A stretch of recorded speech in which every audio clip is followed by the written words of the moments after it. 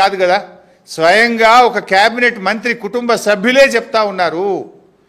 తుపాకీ ముఖ్యమంత్రే ఇచ్చిండు అని చెప్తున్నారు, గన్ను పెట్టి వాటాల కోసం వసూలు చేసిండ్రు అని చెప్తున్నారు, ఫైళ్లు ఆపిన్రు తమ్ముళ్ళ కోసము అని చెప్తా ఉన్నారు, టెండర్లు వేయొద్దని హుకుం జారీ చేసిండ్రు అని చెప్తా ఉన్నారు. ఇంత ఓపెన్గా అవినీతి గురించి ఒక కేబినెట్ మంత్రి కుటుంబ సభ్యులే చెప్తా ఉంటే ఇంకా సిగ్గు లేకుండా మాట్లాడుతున్నారు. సో దీని మీద కేంద్రం స్పందించాలి, ఒక ఇండిపెండెంట్ జ్యుడిషియల్ కమిషన్తో విచారణ జరపాలి, కేంద్ర ప్రభుత్వ సంస్థల చేత విచారణ జరపాలని చెప్పి మేము బీఆర్ఎస్ పార్టీ తరఫున డిమాండ్ చేస్తున్నాం. దీని మీద అన్ని ఏజెన్సీలకు మరి లీగల్ ఎక్స్పర్ట్స్తో కూడా మాట్లాడుతున్నాం. లీగల్గా ఏ రకమైనటువంటి ముందుకు పోవాలి, ఏ ఏజెన్సీలకు దీని మీద ఫిర్యాదు చేయాలనే అంశం మీద బీఆర్ఎస్ లీగల్ సెల్ ఇప్పటికే పనిచేస్తూ ఉంది.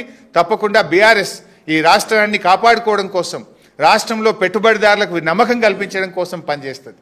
ఈ సందర్భంగా పెట్టుబడిదారులకు, పారిశ్రామికవేత్తలకు, సినిమా పెద్దలకు, రియల్ ఎస్టేట్ వ్యాపారులకు అందరికి కూడా విజ్ఞప్తి చేస్తున్నాం.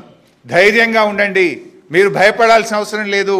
మీకు అంతగా ఇబ్బంది పెడితే ప్రధాన ప్రతిపక్షం బీఆర్ఎస్ మీకు అండగా ఉంటుంది.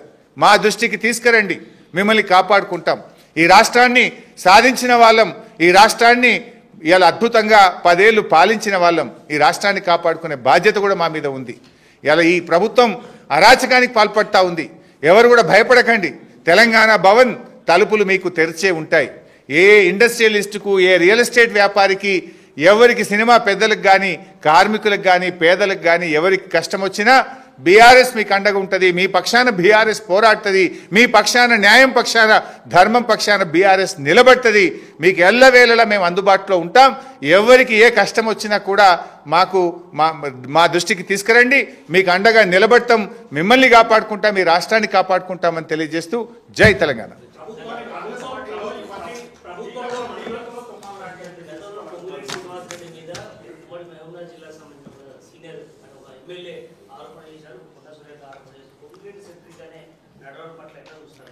ఎవరు సెంట్రిక్ అనేది మాకు అనవసరం, అందరూ సెంట్రిక్ అయిన.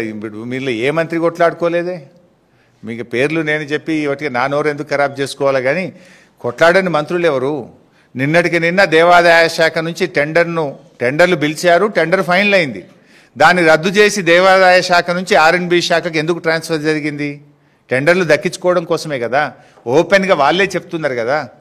ఇలా కమిషన్ల కోసం ఒక మంత్రి గారికి ఎక్కువ బిల్లులు, కంపెనీకి బిల్లులు ఎక్కువ చెల్లించారు, మా డిపార్ట్మెంట్లకు బిల్లులు వస్తలేవు అంటే దేనికోసం?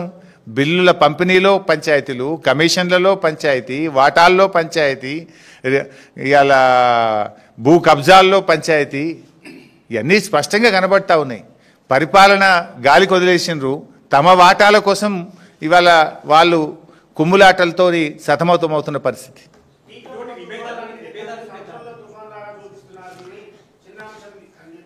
చిన్నదా పెద్దదా మేం చెప్పలేదు, రాష్ట్ర ప్రజలందరూ చూస్తున్నారు. చెప్పింది ఎవరు? స్వయంగా కేబినెట్ మంత్రి గారి కుటుంబ సభ్యులే చెప్తున్నారు. ఇప్పుడు మా వాళ్ళు ఎక్కడన్నా చిన్నగా ఒక సోషల్ మీడియాలో పోస్టింగ్ను రీట్వీట్ చేస్తేనే రాత్రికి రాత్రి అరెస్ట్ చేస్తున్నారు కదా, రీట్వీట్ చేస్తేనే. మరి ఇక్కడ ఇంత ఓపెన్గా టెండర్లు వేయొద్దని బెదిరిస్తుంటే, తుపాకులు పట్టుకొని తిరుగుతుంటే ఇవి కనబడతలేవా డీజీపీకి? ఆ డీజీపీ ఏదో మొన్న మాట్లాడింది కదా, ఏది పింక్ బుక్ లేదు, రెడ్ బుక్ లేదు, అంత కాకి బుక్కే ఉందన్నాడు కదా. మరి ఆ కాకి బుక్లో ఇవి లేవా? ఆ కాకి బుక్లో శివధర్ రెడ్డికి ఇవి కనబడతలేవా? రూల్స్ అందరికీ ఒకటే ఉండయా శివధర్ రెడ్డి గారు? Thank you.